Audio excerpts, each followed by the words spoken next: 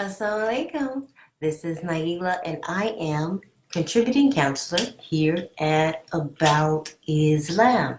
All right, so I'm going to take a few minutes and let you guys get yourselves together so that you can let me know, as always, where you are. What is the temperature like where you are? Because where I am, I'm in Atlanta, Georgia, and it is cold. It's cold.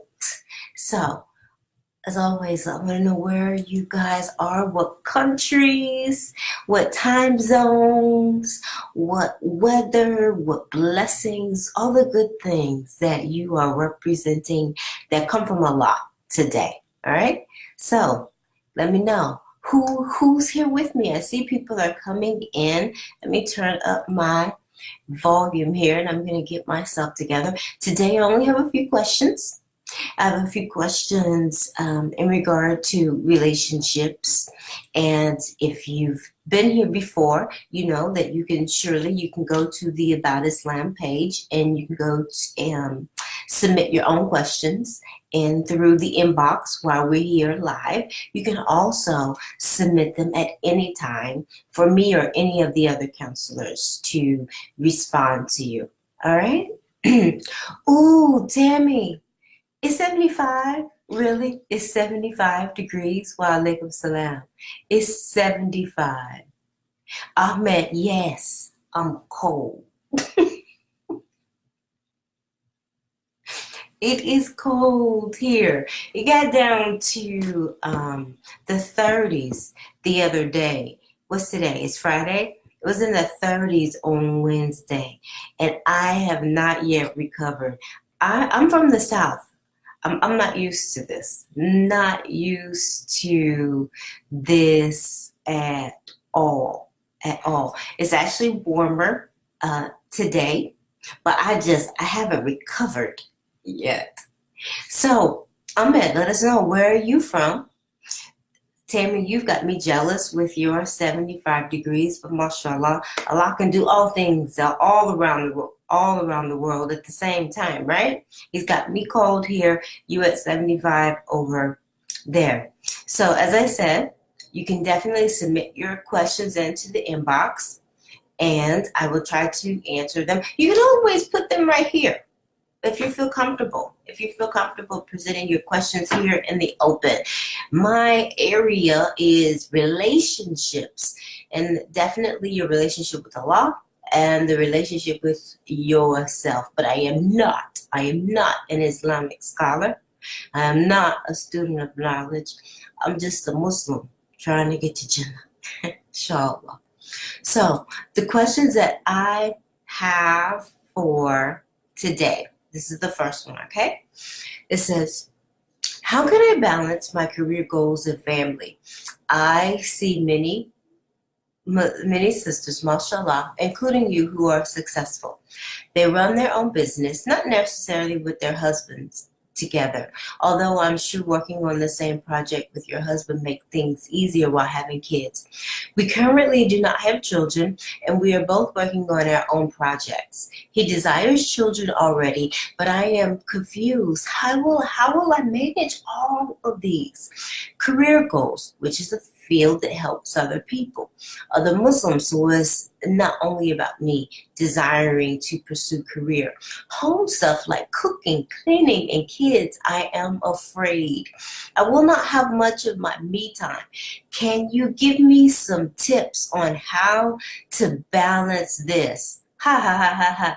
I'm laughing because this is the story of my life. How do you balance all of those things? I think normally, if you know it, I normally do Wednesdays, and obviously it's Friday. How am I here on a Friday? Even life happened.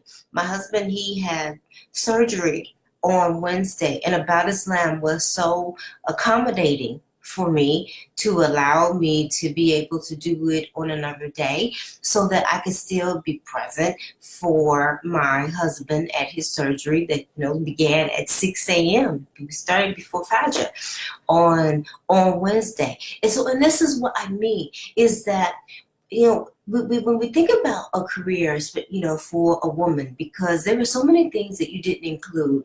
You still have your duties to Allah. You still have your basic things that you still have to eat. You have to bathe, and sometimes even when you have to get up and commute to wherever it is that you work, or whatever meetings you may have, all of these things have to be considered in your day.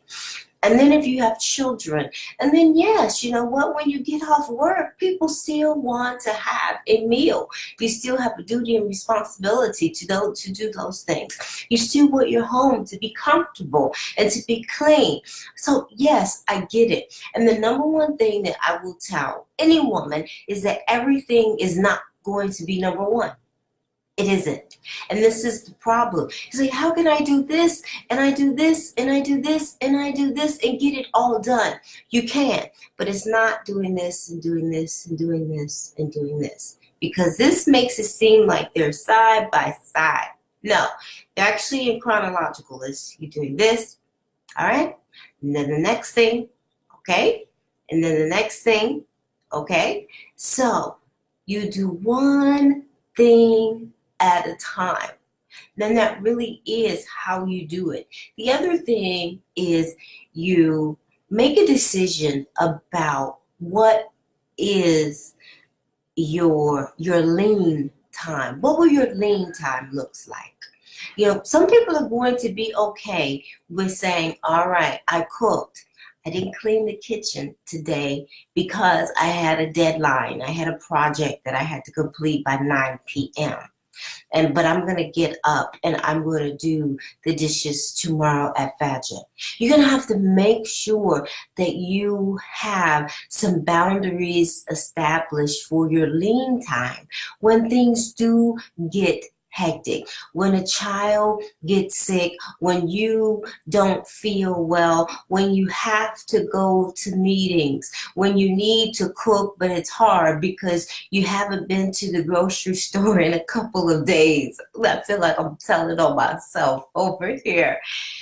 There are things you're going to have to say, okay, I want to make sure that we go to bed Muslim, that everyone has clean clothes, that we have something to eat. And I really am. What I just gave you, that was my own personal. These are my must-have list on a day-to-day basis. Everything else, I'm going to tell you the truth. It can be negotiated. Everything else can wait. But we need to wake up and go to bed Muslim, inshallah. We need clean clothes, and everyone in here in the house needs to eat, inshallah. And everything else I can adjust. I can reschedule this. I can move this around. I can hold that off until tomorrow or 2 days from now. Everything is not a priority. And you make the decision about what's going to be a priority for you that will keep you comfortable. I don't want you to make the decision that, okay, this is what I need to do, and then you can't accomplish it. And then you're worried about, all right, so I want us to eat every day. As a matter of fact, we had this conversation yesterday with a couple, and the sister, she said, it used to give me anxiety. What are we going to have for dinner? And she works outside the home. But she said, just making sure that we had something for dinner because she wanted her family to have a well-balanced meal every day, inshallah. Well, but sometimes it might be a meat and a carb. It might be meat and potatoes. Or sometimes it may just be vegetables only and no meat. And that's okay. Because every day you may not be able to give a 3-course meal. And that's all right. And to make that decision and feel comfortable with it and not have anxiety about it. And well, yes, I do work with my husband, but even that has its own challenges. Sometimes we're together for hours, but we haven't had husband and wife time. We're working. We're working on a project. We're discussing something. We're in a meeting. We've got back-to-back counseling sessions. And so while you may see us side by side, there are times where he says, you know what? You haven't kissed me all day. And sometimes, not all the time, sometimes he's actually right. We haven't hugged all day because we're together and we're working. So you have to make sure that you have that balance so you make the decision about what that's going to be. All right, Assalamu alaikum, Mahmoud. Happy Friday. Yes, it is Juma Day. Who's going to go to Juma today? As I was talking about earlier, my husband, he had surgery. And he rarely misses Juma, but he had surgery Wednesday and he had it on his knee. So we probably won't be going to Juma today because he can hardly walk. Okay, so Nicola said, I plan meals in advance nowadays, but there are days when I just have something to stick in the oven that doesn't require a lot of work. We have to make life as easy as we can, as long as everyone is loved, happy, fed, and clean. Exactly. Nicola, yesterday, I made 3 pizzas. We had homemade pizza, and one of them I was really proud of because it looked like, it came from a fancy restaurant. But yes, and they were much healthier because I got to choose the toppings. I put what my family was going to put on them, and they were full of vegetables. And that's what I meant. And why did I do that? Why did we have pizza? Because it was quick. I needed something quick yesterday. I had a session at 5, 6, 7, and 8, all at dinner time. And so I had to be sure that we had something to eat. And you're right, you do. You've got to make sure that, sometimes we have something that's right there that is not going to require a lot of work. So it sounds like you understand that the things about just being, just managing the house. And one of the things I want to say in regard to this, these challenges come up even if you don't work outside the home. Being a homemaker and managing the home and being a wife and mother is a skill set. It requires, you to have, some awareness of yourself, of your family, of, some organization about how you're going to get things done. It is truly a skill set. All right, so here's the next question. I've been married for about 2 years now, but fortunately, it was after my marriage, I kind of realized I forced my husband to the marriage because he shows no sign of love or affection. He only provides food and sex because he knows we are married, but he is not in any way emotionally attached to me. I feel lonely every day. He goes out in the morning and he comes back late every day, including Saturday and Sundays. I don't have any serious connection with him. The worst part is he snitches on me, tells people it's very hard to stay with me. He can do just fine without me, and his people in my community all think he was forced to marry me. He has some other girls he talks to because 2 times I checked his phone. He was romantically and sexually involved with 3 women. I am scared the kind of life I found myself in, and I don't have to be forced to commit a sin. I pray to Allah subhanahu wa ta'ala with tears in my eyes. But 2 days ago I had enough. And my best friend showed me evidence where he had tried to be with her, which she rejected because she's married. I bursted and I told him all the horrible things he had been doing, and I can't take it anymore. I feel I don't know the kind of man I married. I also feel he doesn't respect my parents. In fact, my main problem with him is the snitching. He shows people I am nothing and I'm irrelevant, including my friends. He's into the food business, and so I cook from morning to night, but no sign of appreciation. And right now I'm just fed up. And I told him I can't live where I'm not shown love. I cannot live. I will leave him, and he can't stop me. And I booked a flight to where my parents are, and he didn't stop me. And I haven't cooked for 2 days, but the restaurant is still going. I need urgent advice on what to do. And we're honestly not happy right after the first 2 weeks of marriage. I cry almost every day. And I've been praying and seeking guidance from Allah because I made a terrible, terrible mistake. But I can't bury myself in my mistake forever because right now I'm afraid of committing a sin out of this. But I can't live without love and affection. Ooh, that one is bad. That's a rough place to be in. And sadly, I see many couples that are married and don't have a connection. They don't have a friendship. First, that Allah tells us He creates the love and a mercy.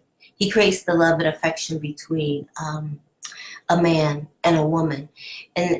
But we do go into marriage looking for feelings of love and affection. We go and we look for signs of being desired and being wanted and being needed. That's natural. That's a human thing that you would want in a marriage. But one of the key things, there are so many things that you said here, but one of the key things that stood out is that you said, honestly, we are not happy right after the first 2 weeks of my marriage. And you said I've been married for about 2 years now. This marriage is so young. And so before you toss it, there are a lot of things that you can do. And it's really difficult for me to get into, well, don't you do this and he shouldn't do this. The first place that the two of you need is professional counseling. There are so many things here that could be done, but you will need a professional. And I know that so many people are resistant to going to professional counseling. So this is what I'm going to advise you to do. Because some people only go to an imam, and I realize that. So if you are one of those, if you're willing to go to an imam or an elder, I implore you, I beg of you to go to someone who will give you practical advice as well as spiritual advice. And I'm going to tell you the key reason I say that. The main reason I say that is because this marriage is so young that all of these problems were not created in this marriage. The two of you brought them to this marriage. There are things that are going on with the two of you, because you also sound like you're very, that you may be young. I have no idea how old you are. But I know that this marriage is young, despite how old the two of you are. And there are things that the two of you brought to this marriage. When you're not happy right after the first 2 weeks and you've been married for 2 years and you have escalated to this point, that's not the marriage. That's the two people in the marriage. And it would be best for you to talk with someone who has some insight into people and human behavior, and who can pull out the things so they can ask the right questions about who you were before you married and what you brought into this marriage and what you were expecting to get from this marriage and how you contributed to where this marriage is and what both of you can do to switch this marriage around. That's why professional counseling is so important, because that's what that part can do. An imam is not trained to do that. He can give spiritual advice. Perhaps you may have an elder, one for him and one for her, who knows that each of you well enough, who may be able to pick out those questions. And if you would, even go back and pull out those things, those questions that I just asked, so they can even use that as a guide, because those things will be key to you resolving this situation. This is not the marriage. Look at the people in the marriage. I know that might be hard to hear, but that is where I'm going to go. That is the first place that I'm going to say in regard to that one. All right, I've got one more question. And it says, there is a family where the woman is often bad-tempered, and she's complaining and she throws tantrums at her children, and the family goes out. Could this be a reason of having a negative toll on the family? I mean, that one is easy. Yes. You know, any type of negativity, any type of harm, you know, has an impact on another person. And sometimes the harm is very subtle. You know, sometimes it's things that we don't notice as much. You know, it may not be someone throwing a tantrum, and it may not be someone being angry. It may not be someone using profanity. You know, sometimes someone's body language, looking at you, you know, with disdain, looking at you with disapproval, and doing that repeatedly, it can cause a person to feel insecure. It could cause a person to have some self-doubt. And that is so subtle. If you got this repeatedly and over time from the same person or from different groups of people, yes, that would take a toll on you. So I wanted to go back to that question. Yes, someone throwing things and being and having a harsh temperament with their family and then not going out. And so then it puts the family in a position where they don't really have a lot of outlets outside of the house, that they're confined to that space. Sure, it will take a toll on you. But I want us to be mindful of there are moments when it may not be that severe, that is having just as much of a bad impact. Okay? All right, so I'm going to check, make sure I don't have any questions that I missed while you all are here. All right, so y'all tell me who I have with me today. Who's here? Where are you from? I want to know where are people from? Always let me travel the globe from the safety of my own home. Let's see, I know I've already been to Egypt today, so that feels good. Y'all let me be able to connect with people all over the world from the safety of my home. Okay, I don't see any other questions, and I'm going to we just have to be satisfied with my mother. She would call that make do. We just have to make do with what it is that we have. Exactly. Okay, Nicola, she said you're from the UK, but you're in Canada right now. Oh, Nicola, you know what? Someone contacted us this week about coming to Canada. So who knows? Inshallah.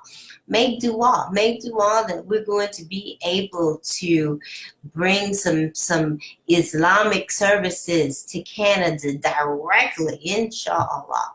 All right, so those are my questions for today. Wait a minute, I see Trudy. Assalamu alaikum, Trudy. How you doing? You've been a regular here. I love it. Assalamu alaikum, Kadra. All right. Anissa, you saw the kitty? I don't even look behind. I didn't look behind me. But yes, if that's her spot. Once I open the windows in the back, Mackenzie normally comes. So thank you all. I appreciate you all. May Allah send you comfort, grant you ease, and allow you to enter Jannah from any gate you choose. Amen.